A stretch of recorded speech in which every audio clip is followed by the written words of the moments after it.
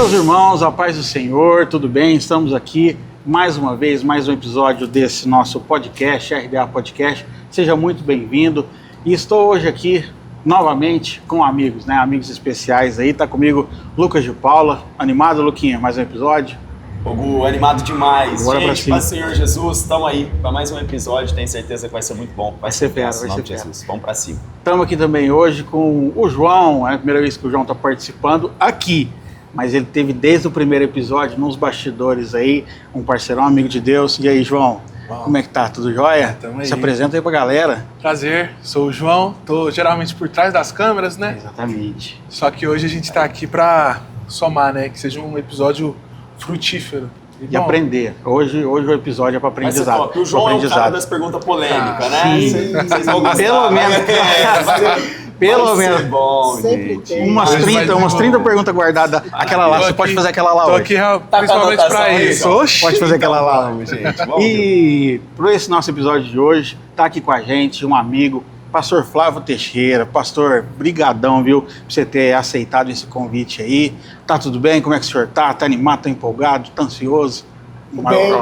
Bem, ansioso, nervoso. A galera que deixa a gente nervosa, né? Mas vai ser tranquilo, vai ser Me tranquilo. sentindo honrado também. Amém, amém. Pastor, dando início então aí, esse nosso papo de hoje, a gente resolveu fazer, galera, hoje algo diferente, algo mais temático, né, abordando algum assunto aí, aprofundando mais nas escrituras sagradas. E para a gente poder aprofundar, a gente tem que conhecer primeiro o que a gente vai aprofundar, né? Então a gente colocou um tema nesse episódio, né, que é interpretação bíblica, né, a arte de interpretar a Bíblia. E o pastor Flávio, ele tem muito dessa qualidade, né? Quem já acompanha, já viu das pregações dele, as aplicações, a gente vê um conhecimento, pastor, bem profundo e encanta. É bonito, né, de ver alguém que entende. Às vezes a gente prega e aí chega o cara, a gente acha que leu a Bíblia, vê que a gente não leu nada. Não leu nada. Mais ou menos. Mas antes da gente começar, pastor, queria conhecer um pouquinho mais do senhor, né? Quem que é o Flávio Teixeira, de onde o Flávio Teixeira vem? O senhor é da onde, pastor? Eu sou o pastor Flávio Teixeira, sou da Baixada Fluminense, Nova Iguaçu, Rio de Janeiro. Hoje moro na cidade de Santo André, congrego na Debrais, no campo de Vila Alzira, também ali no Santo André, pastoreado pelo pastor Antônio Campassi. Você é meu pastor. Sou casado com uma linda pequena mulher, porque Deus não ia poder dar além, né? Minha esposa se chama Kessia Monteiro, junto a gente tem uma filhinha chamada Axa Manu.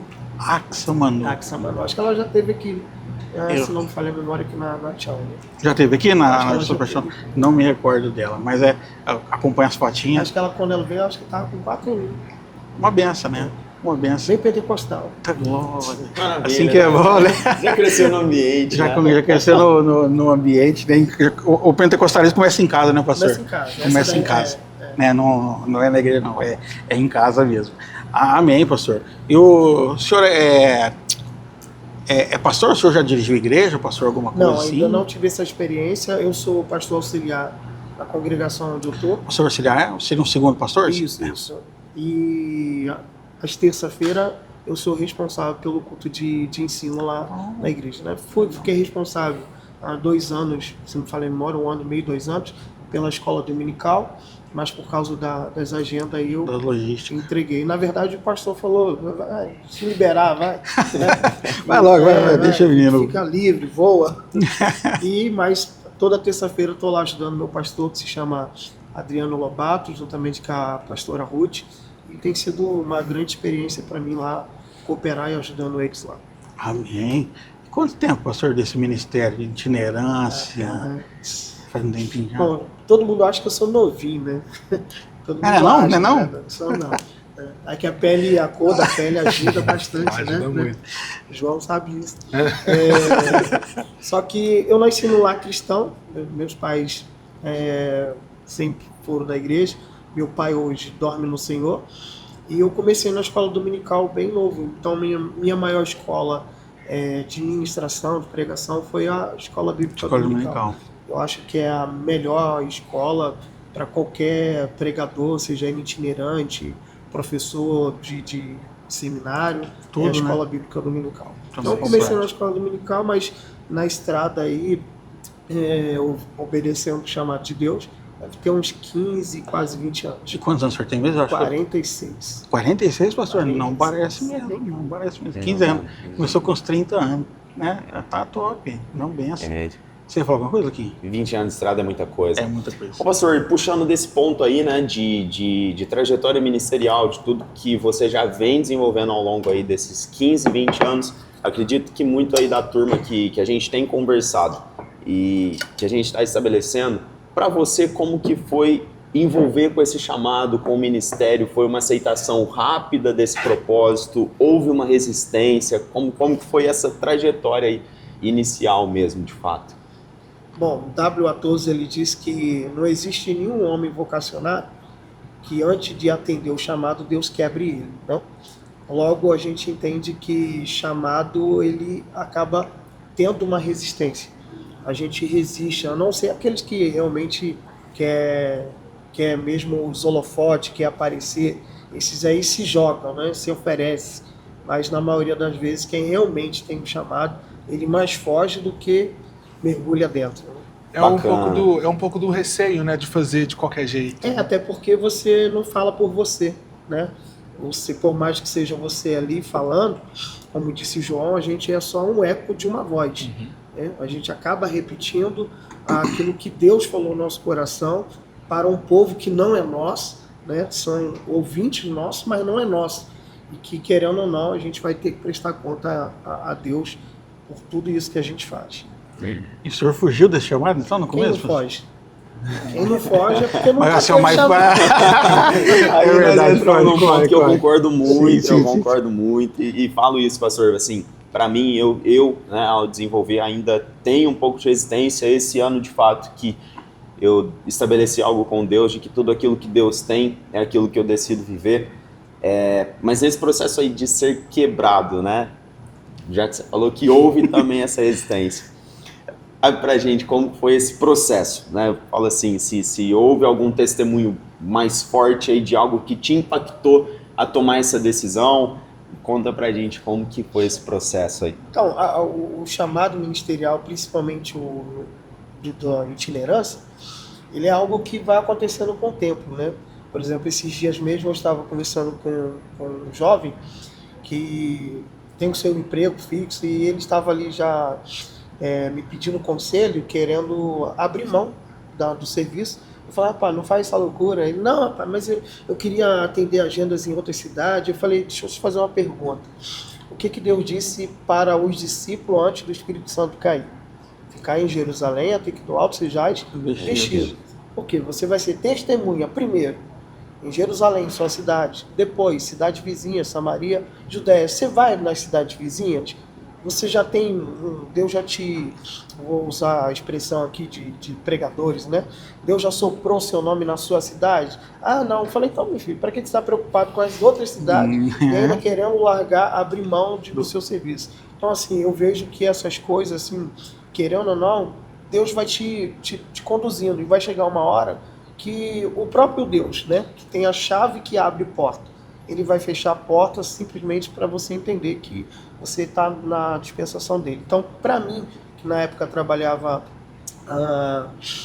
muito bem, ganhava muito bem, e para mim foi um desespero, não? Porque depender de gente, depender de ofertas, é muito complicado. E é uma coisa que eu não queria. E confesso até que eu já tentei botar currículo, só que minha esposa sempre fala, o negócio não é contigo. Ela entendeu o chamado, né? Ela entendeu o seu chamado. Galera, eu tô sentindo Deus tá falando nessa mesa aqui. Não é, tá falando, eu já tô sendo o primeiro a ser ministrado, vai ter que alcançar mais alguém. O texto em Apocalipse diz, né? E a gente usa muito isso em pregação, né? Apocalipse 3:8, que Deus tem a chave na mão, tanto para abrir e ninguém fecha, e também ele diz que ele fecha e ninguém abre. E é justamente esse mover da palavra que eu vivi, entendeu? Porque assim, eu já estava ministrando, tinha acabado de casar, tinha 1 ano de casado, mas eu ministrava mais ali na cidade onde eu morava. Só que eu participei de um culto, uma irmã veio, pegou minha mão, começou a falar, você vai viajar, você vai, né, veja o mala, aí você vai ficando empolgado, né? Vai ficando feliz, né? Nossa, Deus abrindo porta. Pra fora. Vou sair daqui, nunca vou falar nada. Já é isso. Só que aí, de repente, ela falou assim, eis que eu fecho a porta. Aí Eu soltei a mão dela. Eu falei, não, calma. Viajar, Ô, gente. não, mala, tudo bem. Mas quando falou, fechou a porta, eu soltei a mão dela. Eu falei, não é de Deus, é da carne, da carne. E era uma sexta-feira. E quando foi na segunda-feira, eu cheguei no serviço. Quando eu cheguei na área onde todo mundo... Só de domingo só? Só tá domingo. Aí quando eu cheguei, tinha uma escadinha que a gente subia, uma ala pro pessoal tomar café todo mundo junto. E aí quando eu cheguei lá, a Dona Márcia, eu lembro o nome dela, ela chegou pra mim e disse, ó, quero conversar contigo depois que você toma café. Aí a galera já fez, né? Aí quando fez isso, eu fui pra sala, eu entrei lá, ela tava chorando. Ela disse, Flávio, eu tentei, já tem uma semana que eu tô tentando não fazer com que te mande embora, porque todo mundo aqui gosta de você, todo mundo tem um carinho por você. E nesse domingo eu tive um sonho, um homem falando para mim que ele iria cuidar de você. Eu entendi que era Deus. E aí ela me abraçou e disse, eu tenho certeza que Deus daqui para frente vai cuidar de você. Nossa. Meu Deus. Que convite. Ela era cristã também. Sim, da Metodista. Da Metodista. Experiência forte, hein? Experiência Demais. forte. Vivi uma esses dias. Subi no púlpito para ministrar, o rapaz foi orar para mim, falou, da minha obra tu viverás, assim diz o Senhor. Eu quase desci do púlpito, não tinha jeito de descer, né? Coisa de 7 dias depois fui mandado embora. Do trabalho da empresa. É desesperador, gente. É desesperador. Para ele, mais tá ainda, doido. eu já estava casado, ele vai casar. Piorou. Mas é isso, né? Assim, eu gosto, eu acho isso muito importante nos podcasts aqui, as situações que a gente traz. Pastores, né? Pessoas que estão desenvolvendo esse ministério, é extremamente relevante abrir isso pelas crises, né? Que são mútuas. Eu falo assim, eu vivi, ainda estou vivendo algumas crises ministeriais, compartilhando esse testemunho com a gente entende que passou também esse processo. Sim. Então acho que isso é muito de uma edificação, igual essa etapa que eu tô vivendo agora, é aquela etapa que todo mundo fala, calma, descansa, Vai que dar Deus certo, vai prover tudo, já falou. né? Você é certeza que você viveu essa. Mas assim, pra gente poder avançar, né, é muito bom saber desse tempo de estrada, que a gente compartilha aí de testemunho semelhante, e uma trajetória de muito conhecimento. Acho que tudo aquilo que foi construído a gente fluiria muito, né, Gu? Nesse assunto aí de testemunho. Sim. Mas a gente quer ir para um lado aí daquilo que você carrega, que é esse conhecimento da palavra, anos doados aí na escola dominical, no ensino, tudo isso tem sido construído. E tem algo nas suas ministrações que chama a atenção, acho, da maioria que escuta, né, Dininha, né, Sim. João? Que é questão de interpretação bíblica, dos tesouros, né, que a gente vê que você tira dentro de livros como Cantares. Sei que você é um... Gosto. Eu também gosto Já vi bastante. Cantar. Jó. Livro de Jó, história de Noé, Noé. tem muita coisa. E aí, a gente... Elias. Vamos avançar Tem um nessa? vamos. Interpretação Vamos nessa. bíblica? Vamos. Vamos. Vocês mandam, eu obedeço. Então vamos junto. Então vamos. Quer começar, João? Pra começar. Isso aqui, ó, é com ele. Agora é com ele. Começar com mais calma. Agora é com ele. Ele tava esperando. Vamos começar dessa parte de interpretação. Como que a gente, com a nossa mente limitada, consegue discernir que essa interpretação é a certa? Porque a maioria daqui são pregadores. Vocês três estão no púlpito, tem uma certa responsabilidade de que o que eu vou falar, muita gente vai ouvir. Como eu com a minha humanidade, posso assumir que o que eu estou falando é certo? Então, a Bíblia por si só, ela interpreta ela mesma, né? Uhum. Então já começa por aí. Eu não posso chegar na Bíblia com meus pensamentos, com a minha cultura, com a minha forma de falar. Eu tenho que chegar na Bíblia com perguntas. Eu tenho que perguntar para quem? Para ela, já que ela interpreta a si mesma, eu tenho que fazer pergunta para elas.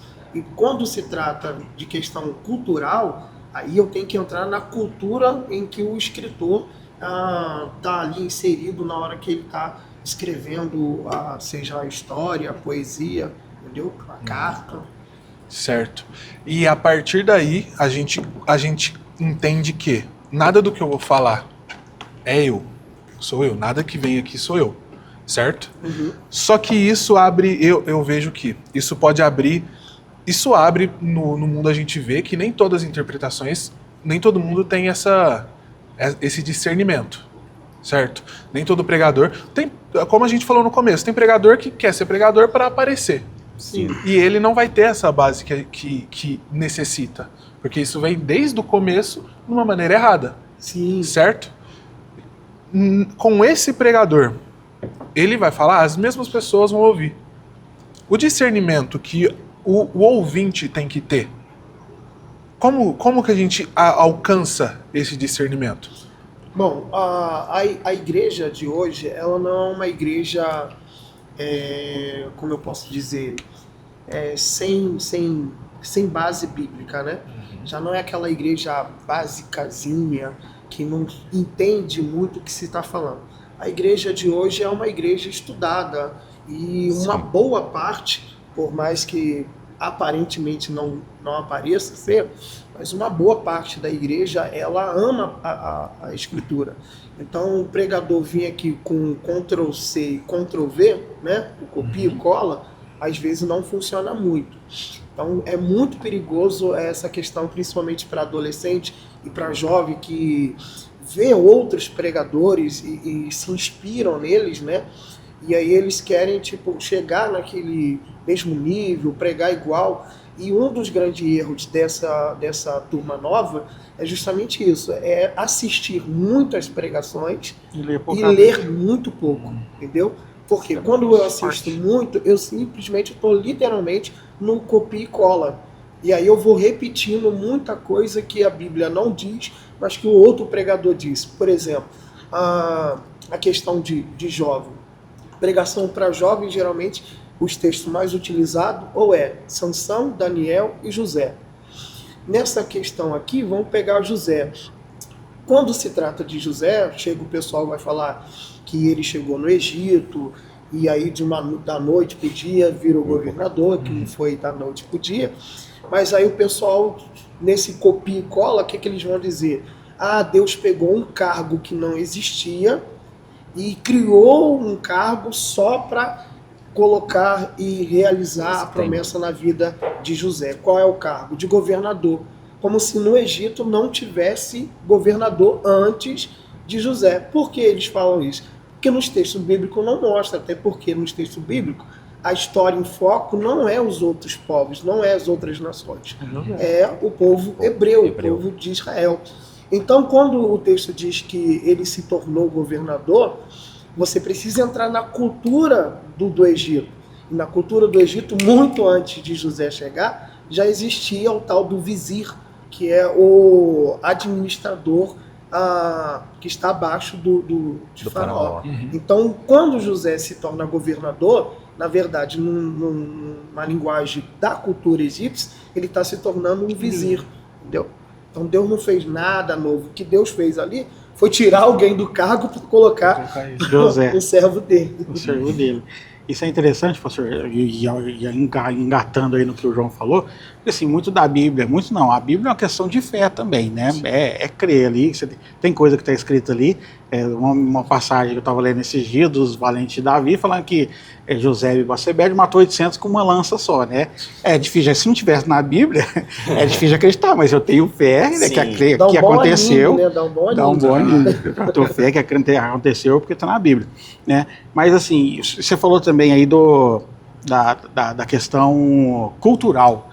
Isso influencia e muito, né, pastor, dentro da interpretação bíblica, principalmente no Antigo Testamento, igual você falou agora, no Novo também, né, do grego, mas o que é essa diferença cultural, você acha que diferencia a pessoa entender e lendo a Bíblia e não entender?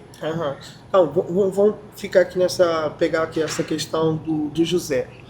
A Bíblia diz em Gênesis 41, versículo 45, que Faraó mudou o nome de José para Safenat Paneia. E aí deu um crush para ele de presente, que é a Zenate, né? E aí casaram os dois. Mas por que Faraó fez essa troca de nome? E aí você tem que entrar na cultura, porque nome na Bíblia ele está muito relacionado com a questão cultural. Aqui no Brasil, os pais, né, descobrem que vão ser pais e vamos supor, aí tá com 2 semanas, 3 semanas, 1 mês, e os dois já começam a brigar, já vai preparando a mente. Começa a brigar para poder colocar nome na criança que nem nasceu. E nem sabe ainda com uma outra se vai ser menino, menina, azul, rosa, entendeu? Mas eles já estão brigando, qual o nome que vai colocar. Só que na cultura oriental, a questão de nome é muito diferente. Na cultura oriental, espera-se primeiro a criança nascer para depois colocar nome na criança. Por qual motivo? Porque o que está em volta, a circunstância, vai influenciar no nome. Por exemplo, Êxodo capítulo 2, versículo 10. Moisés já tinha 3 anos, né? Já tinha 3 anos. A mãe coloca no cesto, coloca a beira de um rio, não coloca no rio, né? Coloca a beira do rio. Miriam ficou olhando de longe, e aí as servas da filha de Faraó acham o cesto. E aí a filha de Faraó vai dar um nome, e o nome do menino vai ser qual? Moisés, que significa o quê? Tirado das águas. Circunstância.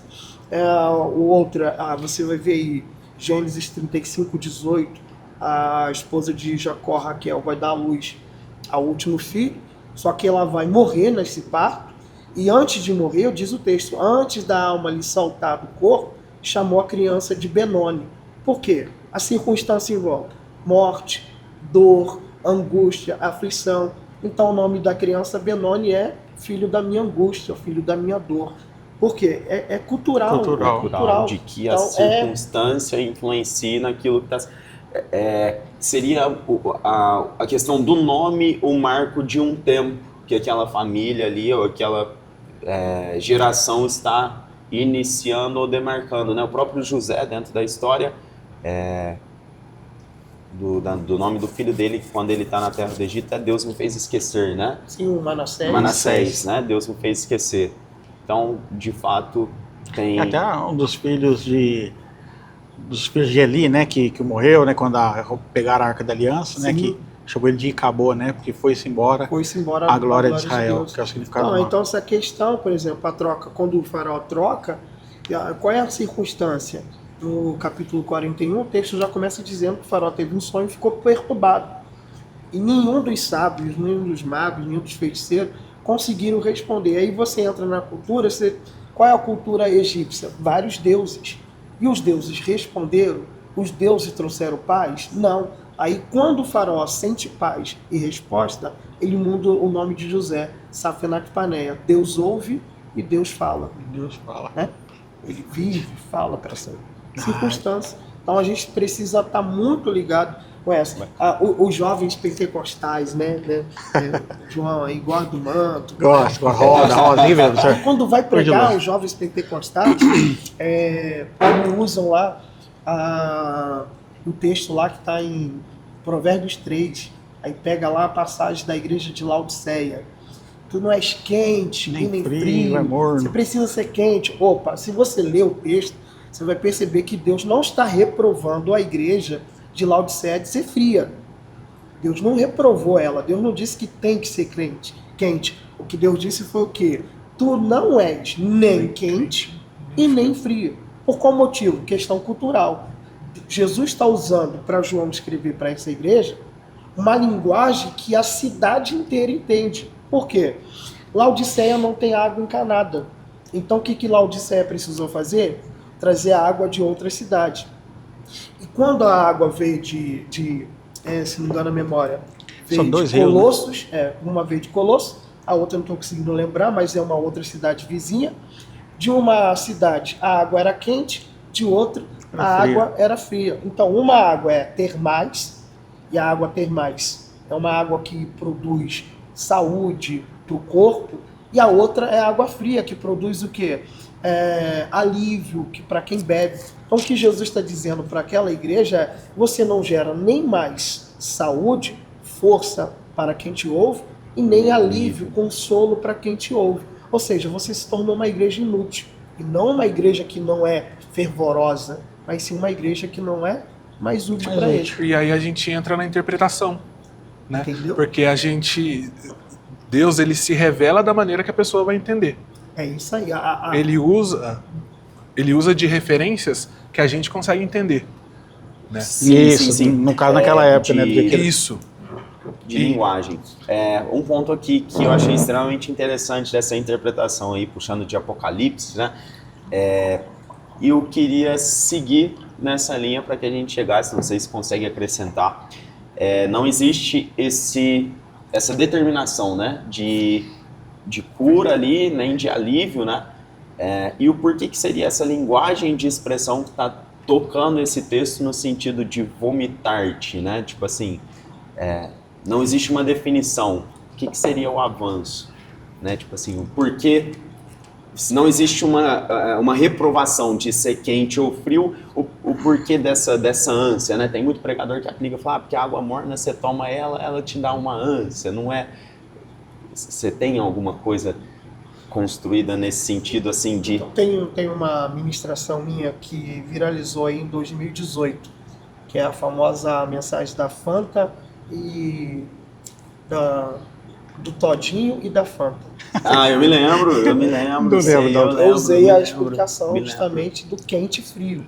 Você misturou os dois, acabou virando uma coisa que te causa essa ânsia de vômito. Por quê? Porque é uma coisa que não te gera utilidade, ela não te gera nem alívio e ela também nem traz aquele vigor para o seu corpo. Entendi. Então Jesus está dizendo para ela que quanto mais ele tenta utilizá-la, mais ele pensa em colocar para fora, porque não tem mais utilidade. E a igreja foi chamada para isso, para ser útil para outros e não só para si. Entendi, bacana. Bom, tocando nesse sentido, né, eu acho que de interpretação, tem alguma pergunta, João, dentro dessa característica? Bubu, alguma coisa? Eu queria avançar, porque eu acho extremamente interessante. Falando de figura de linguagem, sim. né, Aqui, pega. relevante. Apocalipse, figura de linguagem pura. Eu acho um livro muito minucioso e melindroso de interpretar, mas acho que mais simples para a gente explorar com a galera. Cantares. Parábolas. Top. Parábolas. São figuras também. São algumas totalmente literais, né? Outras nem tanto. Que aí é o que pega, por exemplo, voltando só rapidinho Vamos lá. a questão do Apocalipse. Sim. Deixa eu fazer uma pergunta para os três aqui que tá na mesa, né? O João deu uma escapulida no começo, não sei se vocês repararam, né? Ficou a primeira vez que o João falou, ele falou assim, ó, vocês três que são pregadores, tipo assim, esse tirou, né? Eu já tirei o da reta. Ele tirou o corpo. Já correu um pouquinho. Eu tô aqui para levantar a bola, eu sei três aí. Então o João já deu aquela escapada. Mas vamos lá, valendo pro João também. E vocês aí já vai comentando também, claro. O livro de Apocalipse. Perfeito. Ele tem lá 7 endereços, correto? As cartas ali. São as... Cristo mandou João, que é o escritor. Jesus, ele é o receptor, né? Porque o capítulo 1 diz que a revelação é do Pai para o Filho, do Filho para João e de João para os seus servos. Então, João vai escrever o que Cristo vai ditar. E Cristo mandou João escrever 7 cartas. Aí pegou. O Pedro tá perguntando, né, João? O Pedro tá perguntando. Pegadinha tem. Pegadinha tem. Você já vai comentando aí. Alguma coisa tem. Alguma coisa tem. Eu acredito que sim. Sim. Não estou falando com respaldo bíblico, porque de fato eu não tenho isso, né? Para te falar assim biblicamente, mas eu acredito que sim, pelo um ponto de tratativa entre tempos. Eu visualizo, isso é um modo de interpretação até um pouco pessoal, subjetivo, de que ali Cristo está abrindo uma palavra de instrução a tempos das igrejas. Trazendo para o nosso tempo atual, eu acredito, pastor, que as nossas igrejas passeiam por esses 7 tempos que estão sendo descritos. A Bíblia, ela tem esse mistério, né, que a gente gosta de utilizar essa palavra. Ela tem as suas profecias antemporais, né? Ela serve tanto para aquele tempo como para o tempo presente. Ela tem essa força e esse mistério.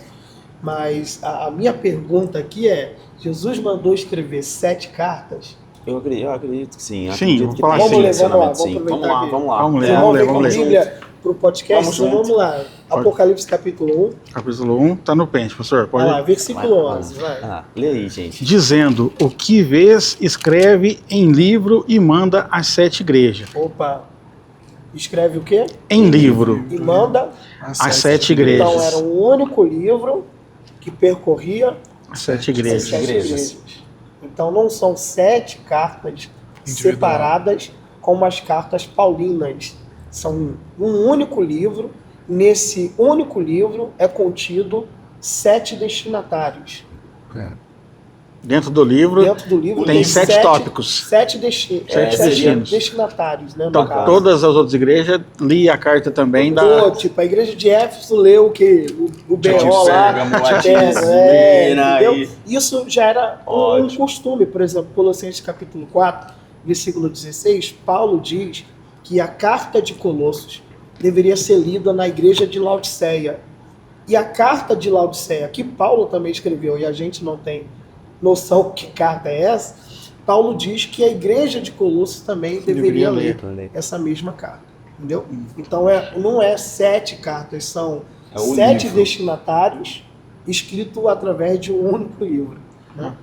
Não é 7 cartas individuais, são uma carta para 7 lugares diferentes. Não, um livro. Um livro para um livro. 7 É igrejas como diferentes. se eu pegasse aqui, tivesse as 7 cartas todas aqui. Separado por endereços, capítulo, 7 como se fosse parágrafos endereço, ali, É, entendeu? os 7 né? endereços tá não, tudo não aqui. desmembrado, Aí tipo, deve ser ó, legal, uma né? pra você, Tem uma aqui, outra. ó, o destino desse livro aqui é para Éfeso. Aí os irmãos de Pérgamos, que deveria ler o destinatário deles, né? Ler. Olha o que Jesus escreveu para vocês. A igreja de Pérgamo, não, eu vou ler aqui o É o. de Éfeso. aqui, ó, Fala, se lascaram, ó, se lascaram.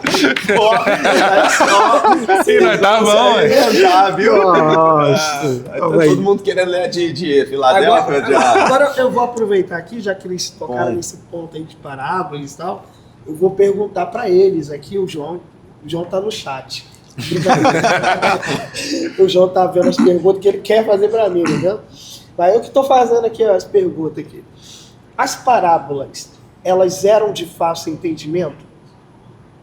Não. Eu acho que pra época era assim. Para época, assim? Sim. Eu Assim, acho- algumas, porque tinha que explicar, né? Jesus falava a parábola e depois explicava ela, né?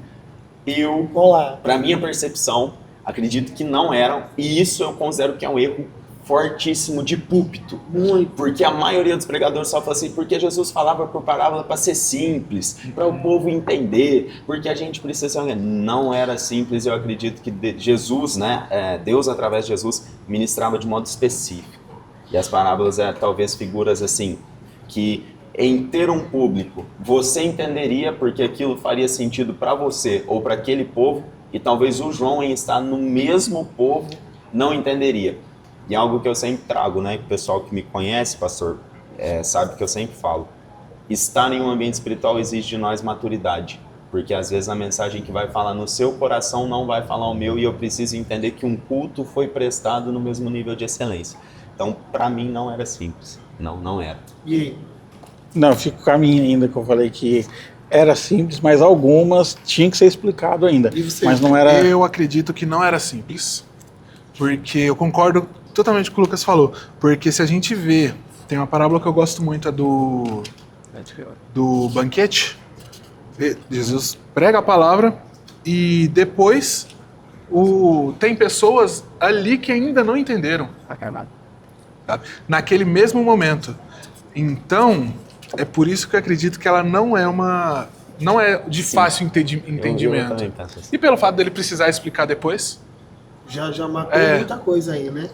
Se eu tô explicando o que eu acabei de falar, é sinal que é praticamente ele falando, eu tenho que desenhar, rapaziada. é tipo isso aí, ó. Marcos capítulo 4, versículo 10 e versículo 13, o texto diz assim: E quando se achou só, os que estavam junto dele, com os 12, interrogaram acerca da parábola.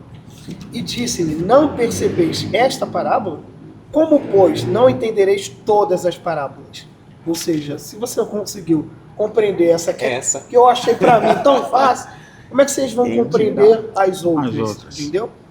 Então, assim, as parábolas não são algo tão fácil, né? Você corta lá, João, põe na que eu falando que é. Depois você tira, fala que o Google concordou com todo mundo. Ô, pastor, trazendo aí essa questão de simplicidade, né? Tem uma parábola que ela me prende muito a atenção em pontos aí que é muito conhecida. A gente separa sempre a questão assim, e louco e prudente, parábola das 10 virgens, aproveitando disso aí. Tem ouro nessa parábola? Qual que é a sua consideração? Vamos falar um pouquinho? Eu estou usando ela como exemplo porque eu penso que é uma parábola assim, muito conhecida. Sim, né? Eu acho que 10 virgens, todo mundo. Já escutou, Gersinho, das 10 virgens, né? Até a água que tá dormindo ali, a água tá já 10 virgens. Eu acho que tem ouro aí. Vamos comentar um pouquinho dela? Vamos, qual que é a sua... Ao vivo é assim, gente. Gente. Aleluia. É desse jeito. Ninguém filmou pra jogar nas histórias. Eu também acho. Tira uma foto que a gente já tem figurinha, já tem figurinha. Se filmasse, jogasse no A gente precisa. Já A gente botava vai assim, precisar ó. de um contexto para entender.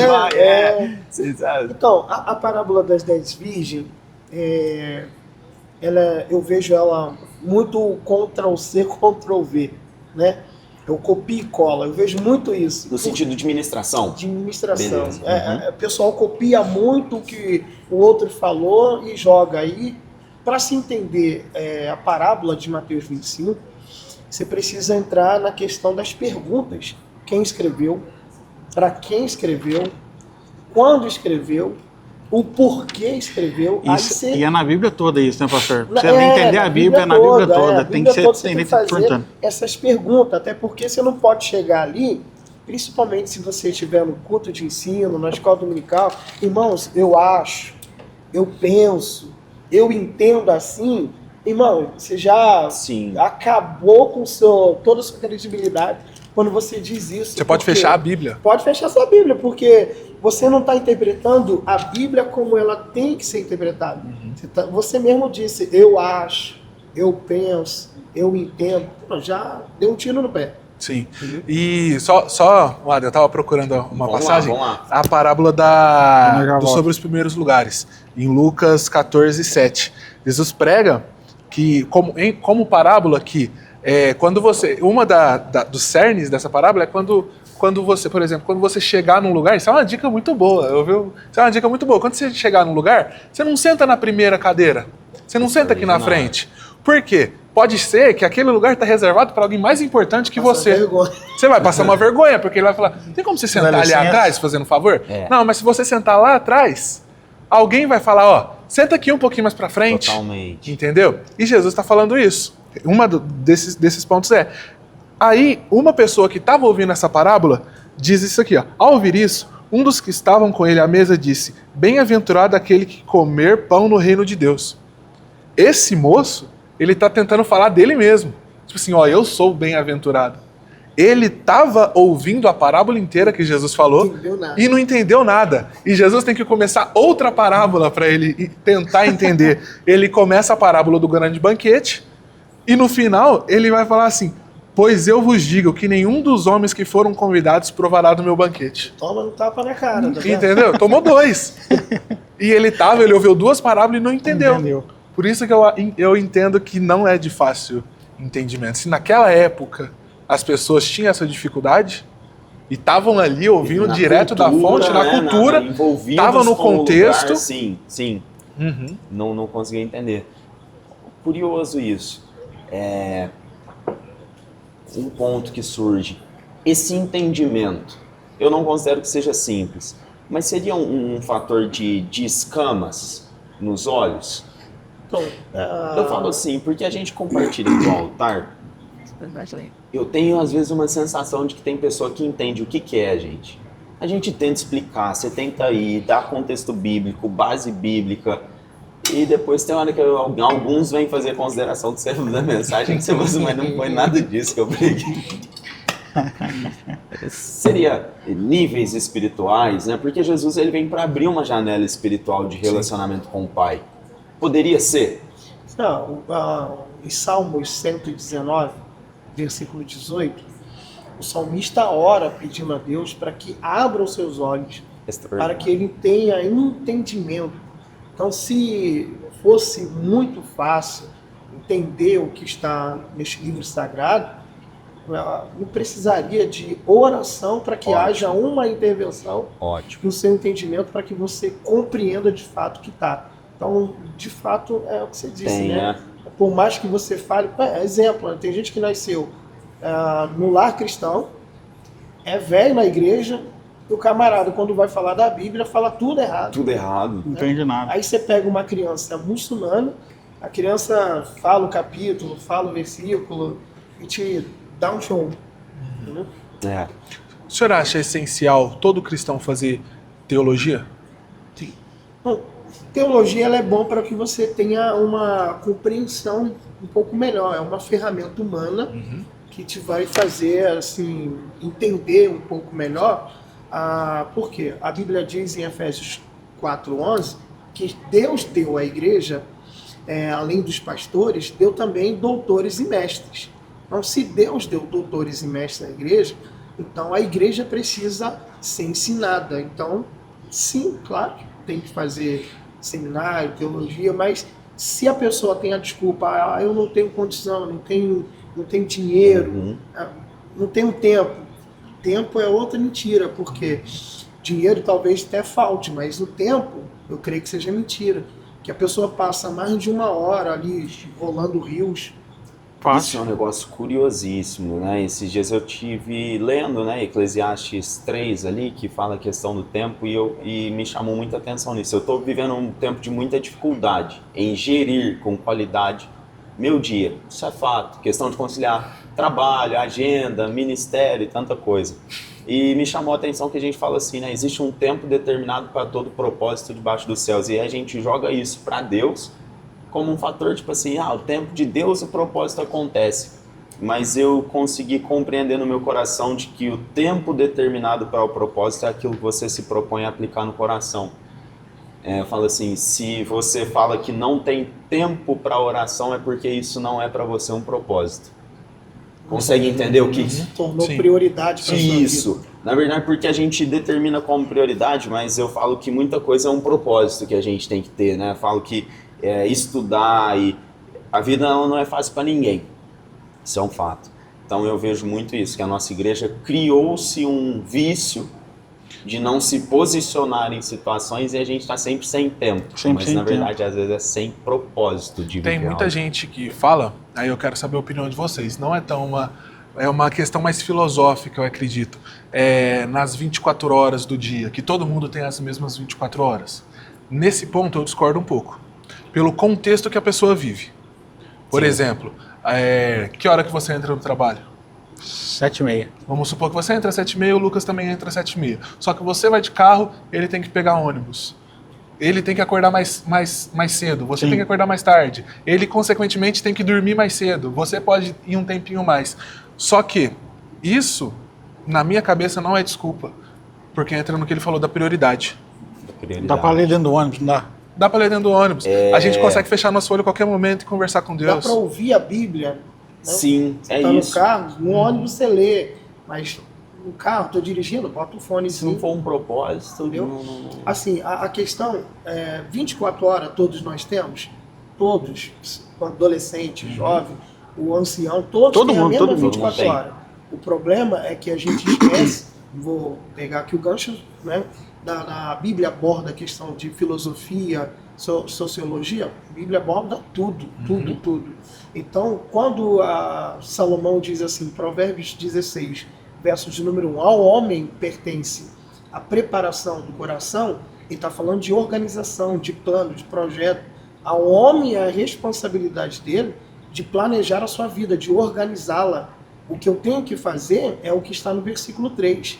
Confiar no Senhor e Ele então estabelecerá, afirmará, confirmará os planos do meu coração, desde que eu dependa dele. Mas isso não diz que eu não possa organizar minha Te vida. isenta da responsabilidade, não te Isso. isenta. E Moisés, escrevendo o Salmo 90, verso 10, no contexto, no versículo 7, ele diz que o tempo de vida do homem é de 70 a 80. Passou disso, não Cansaço. seria enfado. Mas aí no 10 ele já percebeu que a minha vida dura 70, mas ele mesmo disse que os 70 anos ele passa voando, não é nem correndo. ele diz que passa voando, que literalmente o dia passa voando. Passa mesmo. verdade. Mas aí Moisés chegou à conclusão de que, Senhor, ensina-me a contar, ou seja, eu preciso organizar minha vida com sabedoria. O problema do Ótimo, brasileiro, ótimo. principalmente do jovem cristão, é que ele empurra muito a vida com a barriga, né? Diferente até mesmo de alguns ímpios, não todos. Ótimo, Porque ótimo. Jesus disse que a vida, que o ímpio é mais prudente do que os filhos da luz. Ou seja, o filho das trevas, ele organiza a vida. Sim. Acorda de manhã para fazer um cursinho, à tarde vai para a escola, à noite vai fazer um reforço. O filho da luz dorme até 2 horas, vai dormir 4 horas com o celular na cara. E que vida organizada é essa? E chega para Deus e fala, minha vida não tem sentido. Não é que não tem sentido, é que você não está organizando a sua vida. E ainda dobra o joelho de 5 minutos, pastor, me ajuda a passar naquela prova, eu preciso passar naquela faculdade. Faz um corte dessa parte, pelo amor de Deus. Sim. Pelo amor de Deus. Cara, isso é muito, muito forte. Esses dias usei isso numa ministração. No seguinte, né? Essa campanha de Janeiro Profético tem muito essa questão de Deus abrir as portas. E eu usei na ministração, quando Davi faz um memorial dos valentes, ele está colocando ali homens que se propuseram a ir de fato para a guerra. E na ministração eu estabeleci que ser recordado e entrar para um memorial é para quem de fato se posiciona a trabalhar. Nossa, se posicionou, né? Filho da luz, dormindo até meio-dia, 2 horas. E a pessoa ainda quer um reconhecimento, quer ser valorizado. Eu falo, não tem jeito de você romper isso. Isso é algo que, assim, foi muito interessante da gente tratar, de fato. Porque eu vejo que a igreja, ela isenta, muitas vezes, dessa responsabilidade pessoal, joga tudo nas costas de Deus e eu, às vezes, até erro um pouquinho, porque eu quero puxar a responsabilidade demais.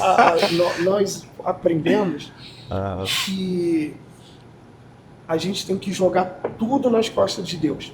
Sim. Tudo é responsabilidade de Deus.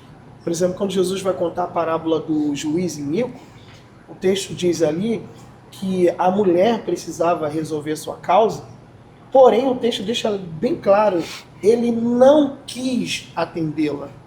E aí, nesse não quis atendê-la, tem gente que pega e já coloca Deus no negócio que o homem determinou no coração de não fazer. O camarada que não quis fazer. Mas aí a pessoa diz, não é o tempo de Deus. Não é da vontade de Deus. Não, é que a pessoa que não quis fazer mesmo. Pronto. Entendeu? Relaxa, é preguiça. E aí é falta de vergonha na cara. Resumindo é isso. Deixa essa. Corta essa também. Eu vou soltar vários cortes desse negócio aqui pra nós ver se desperta, né, João? Uma geração, cara. Pastor, só voltando na questão da teologia, que eu tinha perguntado, e aí eu quero inserir o contexto da interpretação. Por quê? Antigamente, a gente... Hã? Tô olhando pra vocês. Presta atenção. A gente ouvia muito aquela parte que a palavra mata. A letra mata. E isso meio que afastava o povo do ensino, né? Só que hoje a gente vê que mudou. O que o senhor... Então, essa questão, por exemplo, é que as pessoas não faz as perguntas que a gente disse, né? Quem está escrevendo? Por que diz? Quem escreveu? Foi Paulo. Escreveu para quem? Para Corinto. E por qual motivo? Em que contexto? Aí Paulo diz a letra mata, mas o espírito vivifica. Então, que letra é essa que mata? A Bíblia diz lá em Êxodo 34 que quando Moisés desceu do Monte Sinai, ele desceu com as 2 tábuas da lei. Sim. E quando ele desceu com as 2 tábuas da lei, o que o povo estava fazendo lá embaixo? Quem lembra aí? Fazendo idolatria lá. Fazendo carnaval. Ó. Tem um carro alegórico, um boi de ouro. Tem Arão achando que é o mestre-sala, né? Vambora. Puxando o povo. E Miriam achando que é a rainha da bateria com o pandeiro. E todo mundo sensualizando. Né? E todo mundo sensualizando. Aí Moisés faz o quê? Moisés pega as 2 tábuas e quebra. E na mesma hora os levitas, o povo da tribo de Levi, se levanta e mata quantas pessoas? Vamos lá. Não sei. 3.000 pessoas. Quantas 3.000 pessoas? 3.000 pessoas. Aí vem Paulo dizendo, a letra mata. Ou seja, no dia que a letra, a lei foi dada, morreram 3.000 pessoas. Mas aí Paulo continua, mas o Espírito vivifica. Como assim o Espírito vivifica? É que no dia que o Espírito desceu e foi inaugurado o tempo da graça, quantas pessoas tornaram a viver com a pregação de Pedro? 3.000 pessoas na primeira. Forte, hein, pastor? Olha aí onde foi. Show, Um esboço, né? show. Já cara. pega aí que é de graça. Já que é pega. graça. Tem sim. Ó, Pior que vou não. te mandar até um oi de novo no WhatsApp pra você lembrar de me passar. Ó. Pior que não tem. Pode Tem, mandar. sim. Pior que Ô, pastor, trazendo assim, né? A gente só deixa eu voltar um Não gancho esquece aqui. da parábola das 10 virgens, Isso, não. mas perdão. agora a gente entrou numa temática que eu acho extremamente interessante. Como a gente estava tratando referente a responsabilidades, né, e esse posicionamento, eu queria puxar para um texto que, por vezes, pode ser mal interpretado, né, que às vezes a gente lança aí algumas coisas. Eu queria saber o seu pensamento e se encaixa nessa temática que a gente estava falando um pouco antes, que é Mateus 6,33. Buscar primeiro o reino de Deus e a sua justiça, todas as demais coisas vos serão acrescentadas. Já vi muita coisa sobre isso. Então, aí já Aham. começou algo bem pesado agora, né? A gente está pegando pesado. Por que pesado? É a forma que você está lendo o texto. Você está lendo o texto ou você está repetindo o texto que você ouviu. Entendeu? Por exemplo, o Lucas acabou de repetir o texto que ouviu e não leu o texto. Porque o texto diz assim: buscar em primeiro lugar o reino dos céus e a sua justiça e todas estas coisas, e não as demais coisas. E quando eu digo as demais coisas vos serão acrescentadas, eu estou dizendo, acrescenta aí, ó, as demais coisas, acrescenta o carro, acrescenta o apartamento novo, acrescenta aí a roupa da Louis Vuitton, mas o texto não diz isso, o texto diz, e todas estas coisas. Que coisas que eu acabei de falar? E quais são as coisas que ele acabou de falar? Reino do céu, Comida, De beber, de vestir. vestimenta e água. Ou seja, eu supro as suas necessidades. Pronto. Eu cuido daquilo que é necessário para a sua vida. E o resto, você trabalha. Pronto. Você tem perna, tem braço. Até quem não tem braço e perna está trabalhando. O problema é que tem gente que gosta do Bolsa Família, mas deixa eu Bacana. Não, só um ponto aí em questão, porque a gente estava tratando referente a essa questão de posicionamento, né, de buscar. Eu acho que é um texto aí que às vezes pode ser mal interpretado e fica aí. E a pessoa às vezes se baseia nisso, né? Sim. Não, é o famoso copia e cola, né? Dá muito ruim. Por exemplo, Isaías capítulo 41, versículo 16, é um texto muito usado pela igreja, né? Um ao outro ajudou e ao seu companheiro disse, esforça-te. Tá, mas que companheiro é esse? Se esforçar no quê? Né? Aí se usa o texto para trazer unidade, comunhão. Só que se você ler o versículo 7, Isaías está dizendo que as pessoas idólatras se unem, se ajudam para pegar o martelo, para pegar a pedra e construir os seus ídolos. Então, o que o texto está dizendo ali é na unidade de gente que leva para o caminho errado e não de gente que quer levar para o caminho certo. Entendeu? Só que aí a gente isola o texto e acaba usando e aplicando sem realmente aplicar do jeito que o texto quer aplicar. Entendeu? Ana, estamos construindo muita coisa, cara, de pensamento, né? Sim. Augusto, tinha comentado aí da gente voltar parábola das 10 virgens, para nós... Sim, as 10 virgens. Tesouro ali. Porque o pastor falou que tem. Tesouro. Ó, quem escreve é Mateus. O endereço é para os judeus. Então, então, quando a gente for interpretar ou estudar texto, a gente tem que estudar o texto de acordo com quem escreve e quem lê. Sim. Né? No contexto, capítulo 24, Jesus é questionado, porque eles estão passando em Jerusalém, principalmente ali no templo, e os discípulos ficam todos admirados, mestre, você está vendo isso aqui, ó, essa grande construção. Aí Jesus já fica em paz, não sobrará pedra sobre pedra. Aí eles começam a questionar, mas quando é que vai vir essas coisas? Aí Jesus começa a alertar eles, falando assim, ó, quando eles perguntam quando vai acontecer essas coisas, a primeira coisa que Jesus diz virão muitos falsos profetas. Olha como que ele começou. Virão muitos falsos profetas. Se não me falha a memória, no capítulo 24 ele fala 3 vezes, repetindo, virá muitos falsos profetas. Aí começa o capítulo 25, com a parábola das 10 virgens, e eu pergunto para os três. Vou deixar para o João responder. Pro João, Ele tá muito pro João. quietinho. Isso, O é João isso. está muito quietinho. Quietinho. Vamos lá. Você ouviu dizer que as 10 virgens representam quem? Comenta aí agora, vai. Em que sentido? Quem as 10 virgens representam? Quem são elas que o noivo está vindo buscar? São 10 virgens, 5 loucas e 5 prudentes. As Mas elas preparadas. representam quem? Qual é a representação que tem? Quem tá preparado e quem não tá? Mas assim, aponta para que tipo de pessoa que estão preparadas ou não estão preparadas? Aí. Isso aí tem a aplicação padrão, né? Do Qual que é o tem padrão? azeite e a que não tem. O que tá rodando no manto que não tá. Como é que é? Isso aí.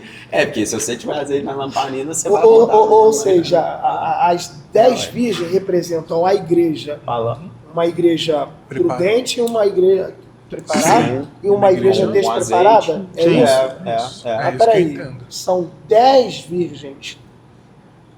Ele vem buscar as 10 virgens ou ele vem buscar a noiva? A noiva. Noiva. Então as 10 virgens já não é mais a igreja. Sim ou não? Sim. Uma divisão. Por quê? O que está acontecendo aqui é um casamento judaico, né? Como é que é o casamento judaico? O casamento judaico naquele período, que Jesus está trazendo à memória, ele tem 3 fases. Na primeira fase, o pai ordena alguém, ou ele vai em busca da noiva. É só lembrar de Gênesis capítulo 24, que é Isaac e Rebeca. Eliezer vai em busca. E quando vai em busca, já se faz o contrato do casamento. E nesse contrato de casamento, Deuteronômio 22, versículo 26, diz que a noiva, já que aceitou, não pode ter um outro crush. Mesmo que ela não viu a cara do camarada ainda. Aceitou, Mas já acabou. que ela Bateu o contrato, acabou. bateu o Já era. contrato, Reconheceu o independente, Você tá entendendo? assinou o contrato, Vai não começar pode. a casar umas pessoas assim, né? Na Seria igreja, bom, né? Aí Ué. talvez daria certo, né? Porque tem gente que acha que amor é sentimento. Amor não é sentimento. Agora a escolha. Decisão, Amor escolha. é uma escolha, é uma decisão.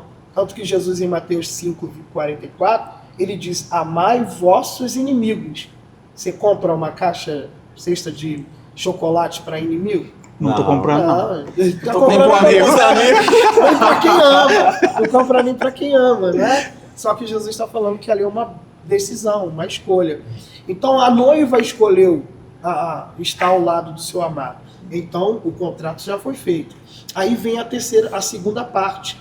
Nessa segunda parte, o noivo vem celebrar o noivado na casa da noiva. Quando ele vem na casa da noiva, ele leva os seus pendentes, o presente, o famoso Seria dote, os dotes, né? É o dote. Sim. Nesse período, você já percebeu que os dois estão num relacionamento. Aí não houve contato, não houve beijo, ninguém está chupando o pescoço de ninguém está falando em línguas, apalpando a mão ali de ninguém. Mas já há um mistério ali sim. firmado. Ah. E o rapaz está fazendo a parte dele. Ele vai embora. Quando ele vai embora, ele tem um período aí de 1 ano para preparar o lugar para levar a sua amada. Mas o contrato está firmado. Ele vai embora. Quando chega o dia do casamento, de propósito, o noivo manda os amigos na frente. Só que essa menina, durante 1 ano, ela teve nesse período de 1 ano, escolheu as damas de honra para o casamento. E são 10. E por que ela tem que escolher 10? Porque se o noivo demorar muito, as 10 vão na frente, clareando o caminho, ou seja, as virgens são auxiliadoras da noiva, que vai auxiliando o caminho para quando o noivo chegar, os dois se encontrarem. Ou seja, dentro dessas 10, a gente está falando de um desprendimento da igreja. Como é que eu vou melhorar isso aqui? Uma separação. Isso, porque se as 10 vão clareando o caminho como alguém que vai Auxilia. auxiliando, significa que essas 10 ainda não está incluso a noiva, por exemplo, Não. assim. Estão, beleza, pode Só continuar existe, só para... eu não estou conseguindo baixar o download aqui, mas só existe uma versão que a noiva aparece no texto. E por que a noiva, a palavra noiva, foi tirada do texto? Justamente por causa do copia e cola. para dar a ideia de que essas 10 virgens é a igreja, mas não é a igreja, entendeu? Essas virgens, elas só preparam o caminho. O próprio texto diz, um amigo do noivo gritando, aí vem o noivo, despertaram as virgens e acenderam sua lamparina. Então, essas amigas que auxiliam, elas estão auxiliando a noiva. Então, a noiva é uma, as 10 virgens é outra, o amigo do noivo é outro e o noivo é outro. Então, pastor, nesse contexto tudo que você falou aí, que você quebrou muita pregação, né? Muita coisa. Uns muita 99% coisa. do que eu lembro, então, né? Qual seria, então, a aplicação mais correta nesse Então, texto? a aplicação mais correta que os pais da igreja mais ministravam, diferente da atualidade, é que os pais diziam que essas noivas, na verdade, são os 5 ministérios que estão lá em Efésios capítulo 4, versículo 11. Mestres, doutores, evangelistas, apóstolos e pastores. Preparam um caminho. Que preparam um caminho, que conduzem a noiva. A E igreja. por que 10? De como que Jesus começou, antes de falar a parábola, vigiai, abre o olho. Aí ele termina a parábola da 10 virgens dizendo o quê? Muitos virão em meu nome, mas ficará o quê? Para fora. Por que ficar para fora? Porque só sabe utilizar a noiva para os bens próprios. É o que muitos jovens, muitos adolescentes estão indo na pegada errada. Acha que o evangelho é só receber oferta, que o evangelho é só ostentação. Ou seja, são gente que tem azeite, mas na verdade eles estão vivendo de falsidade. Não estão ali porque amam a noiva, estão ali porque amam o próprio benefício. Só quer usar o nome do noivo para fingir que estão conduzindo a noiva. São tudo falso. Fortíssimo. Então a gente pode ser considerado quem prega essa parábola aplicando as virgens como a igreja, pode ser considerada heresia? Não, a noiva é a igreja. Né? A noiva é a igreja. Agora, os ministros, porque os 5 dons ali são 5 dons ministeriais. Né? Porque, na verdade, existe 21 dons espirituais. Né? Colocaram na nossa cabeça que existe 9, mas não existe. 1 Coríntios capítulo 12 existe 9. Romanos capítulo 8 já existe mais 7. E Efésios capítulo 4 existe mais 5. Totalizando, existe 21. Por que 21 e não 23? Porque um dom ali, que é o de profecia, se repete na lista dos 3 capítulos que eu citei. Então existe 21 dons disponíveis para a igreja.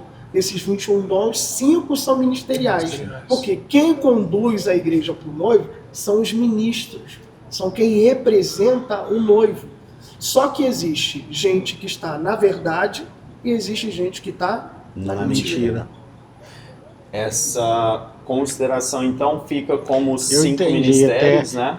Eu até entendi a pregação, a pergunta do João agora. Isso. Que ele quis dizer. Alguém que prega, então, que As virgens, tanto as prudentes quanto as loucas, se eu pregar aqui, porque não são, de acordo com o que você ministrou agora pra gente. Na verdade, elas estão auxiliando, né? São os ministérios. Elas estão na igreja, né? Sim, Isso. quem prega que elas, essas 5 loucas, as dentes, né, são a noiva, então é mais um erro de interpretação do que uma heresia, né? Não chega a ser heresia. Sim, agora faz sentido. Não chega a ser uma heresia. É simplesmente preguiça, né? Da pessoa estudar, né, para ver o que realmente o texto está querendo te ensinar, para você aplicar de fato o que está no texto. Entendeu? Não se torna uma heresia, se torna uma má interpretação. Um erro, né? Não uma heresia assim que você tem que jogar no lixo. Né? Má interpretação abre muito caminho para heresia também, né? Sim. Por exemplo, eu quero que vocês... 2 textos aqui pra gente, acho que está finalizando. Tá quase finalizando. Vou ver, já percebo. 2 textos. Eu quero que vocês completem a frase. Vamos lá. Ele veio para os... Seus. E os seus não O receberam. Vocês citaram certo ou errado? Ele veio para os... Seus. E aí?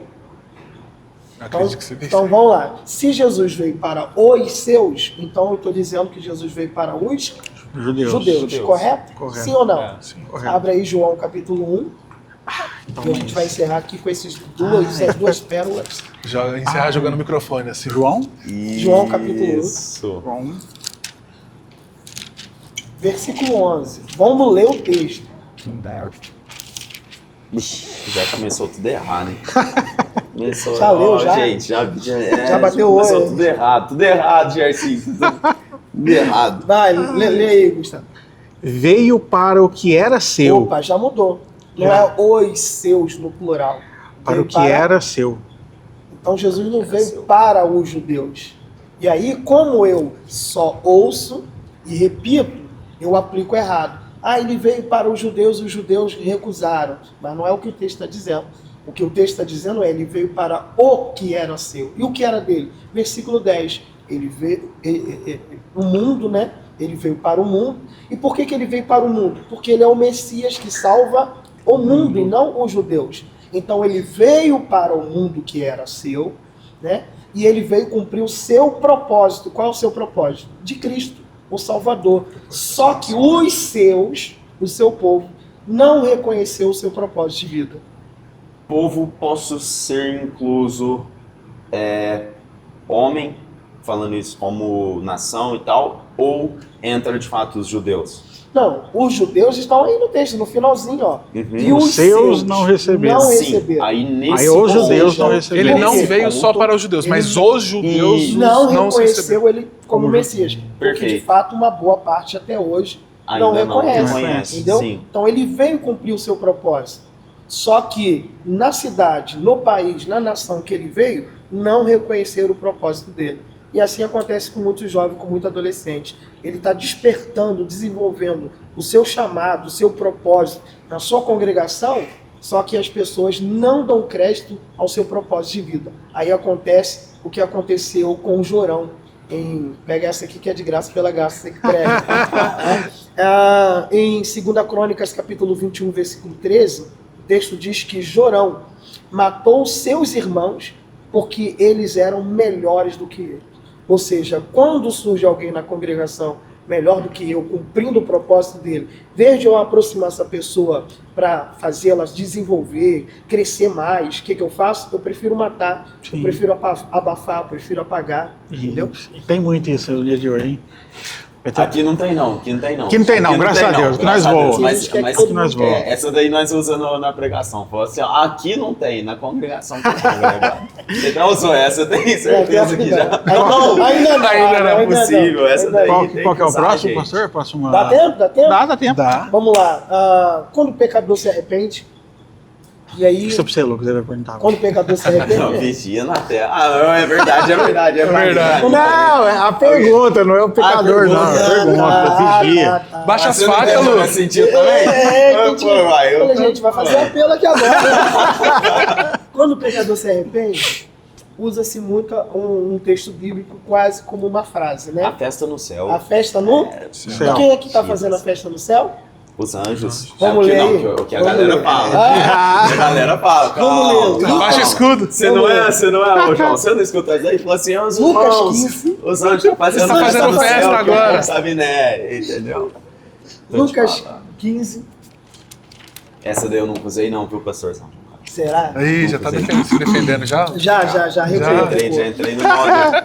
Defensivo, já entrou na defensiva. Lucas 15, versículo 7.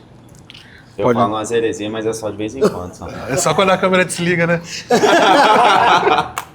Ó, digo-vos que assim haverá maior júbilo no céu por um pecador que se arrepende do que por 99 justos que não necessitam de arrependimento. É o 7. Falei 17? Você falou 15 e 7. 15, 7? É. Sua versão tá diferente. Lê a sua aí, Lucas, só para me ver, você achou? Essa aqui, pastor, a Almeida Revista Atualizada. Pastorzão, essa daqui vai ser. revista Digo-vos corrigida. que no céu haverá mais alegria por um pecador que se arrepende do que por 99 justos que não precisam de arrependimento. Continua lendo aí para ver se aparece os anjos. Ou qual a mulher que, tendo 10 dracmas e perdendo uma delas, não acende a candeia e não vai à casa. Não. Ó, vamos Chega na pegar casa. aqui. Vamos pegar aí. Essa você pegou a parábola da ovelha perdida, pastor. Isso, nós estamos na ovelha perdida. Tá? Ó. Tem a versão que o Digo-vos. texto que fala sobre os anjos, na presença dos anjos. Digo-vos que assim Dá uma haverá pesquisada alegria aí, no céu por um Veja, pecador que deixa eu- se arrepende, mais do que por 99 justos que não Sim, aqui tá necessitam dizendo de da alegria, né? arrependimento. Vamos lá. Isso, Enquanto isso. procura ali, deixa eu só voltar para a primeira que o senhor disse.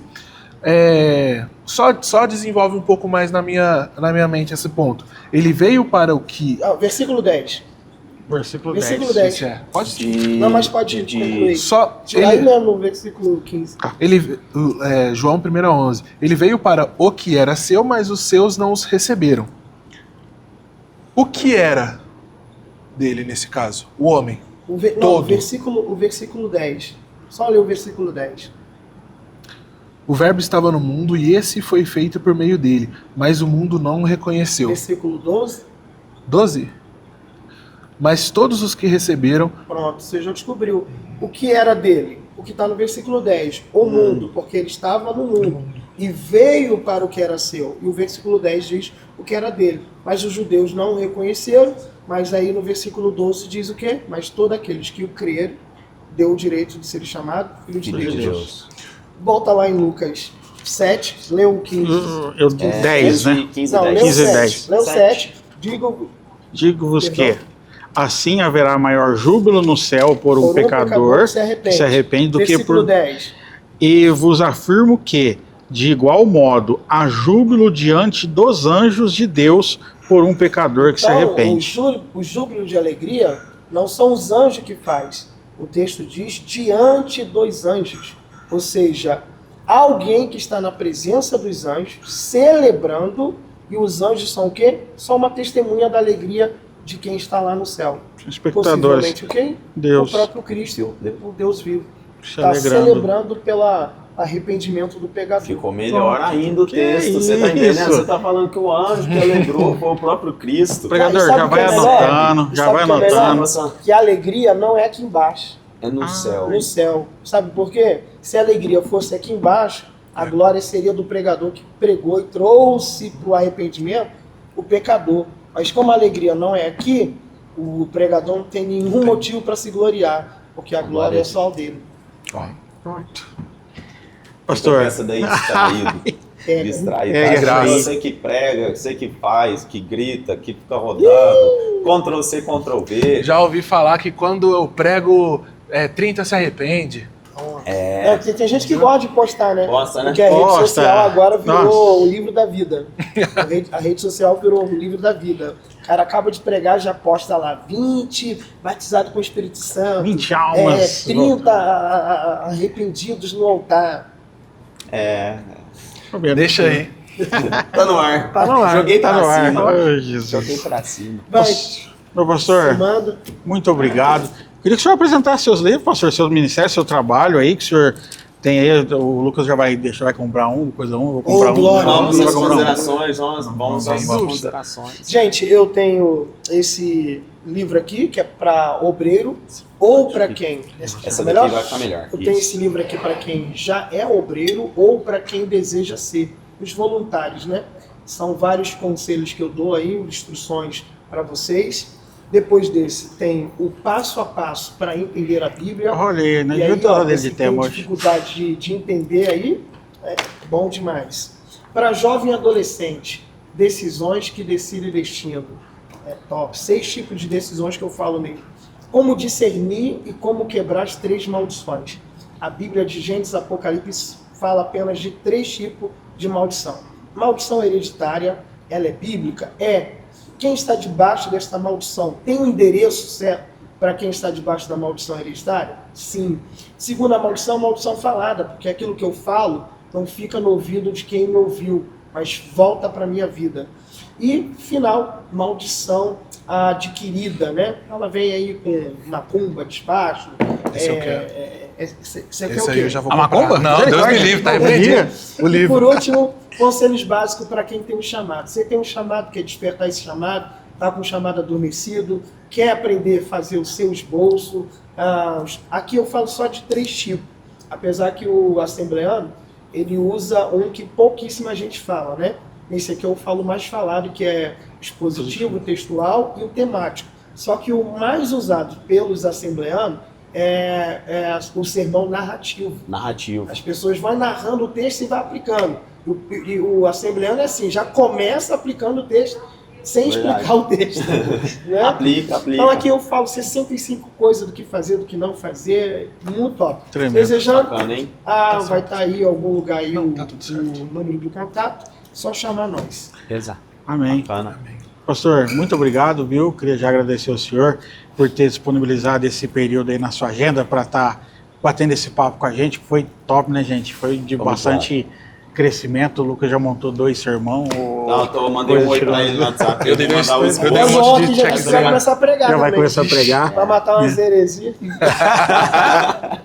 Quer falar alguma coisa, Luquinha? Quer agradecer? Não, Fica à acho que vontade. assim, gente, só agradecer de fato aí a presença do pastor Flávio Teixeira. Acredito que foi um tempo de muita construção, de instrução, né? Um papo muito bacana aí de crescimento para nós. Foram vários temas abordados, Sim. mas muito bacana. E obrigado, pastor, pela disponibilidade, por tudo que acrescentou aí, que a gente ainda possa continuar tendo essa comunhão, né? Sim. E estabelecer esse crescimento junto. Só gratidão mesmo. Deixa Gratidão. suas redes sociais para essa câmera aqui. Tá, beleza. Primeiro, quero agradecer a vocês, muito obrigado. Obrigado, pastor. Aos adolescentes aí por essa oportunidade e os irmãos da Vila Chão, né? Muito obrigado aí pelo carinho e por cada oportunidade que vocês me deram até esse presente momento. E espero que venham muito outras. E minhas redes sociais é PR Flávio Teixeira. PR Flávio Teixeira. Faço tanto no Instagram como no Facebook, quase ninguém usa, né? Facebook agora virou quase o tipo Orkut. E o YouTube Flávio Teixeira, né? PR Flávio Teixeira. Fácil. Fácil. Tá certo. Amém. Quer falar alguma coisa, Bom, pastor bom, Joãozão? ações. É isso mesmo. Gente, obrigado então. Deus abençoe. Até a próxima, se Deus quiser. Tamo junto. Um abraço. Deus abençoe.